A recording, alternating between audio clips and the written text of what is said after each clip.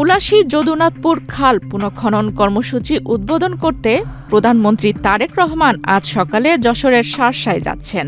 তার আগমনকে ঘিরে পুরো এলাকায় বিরাজ করছে উৎসবমুখর পরিবেশ।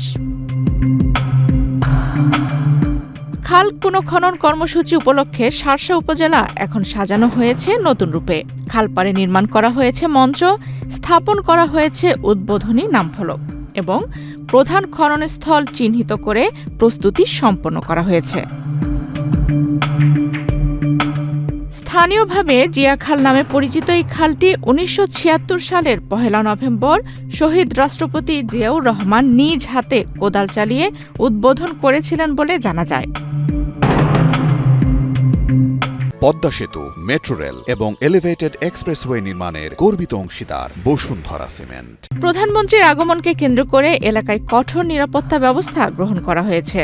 সেনাবাহিনী, বিজিবি, পুলিশ ও র্যাবের সমন্বয়ে পুরো এলাকা নিরাপত্তার চাদরে ঢেকে রাখা হয়েছে।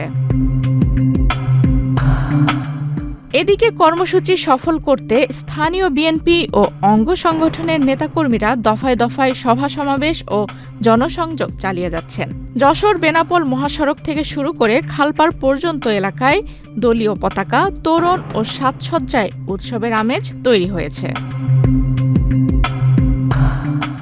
আফসানা রিপা, ডেস্ক রিপোর্ট, বাংলাদেশ প্রতিদিন।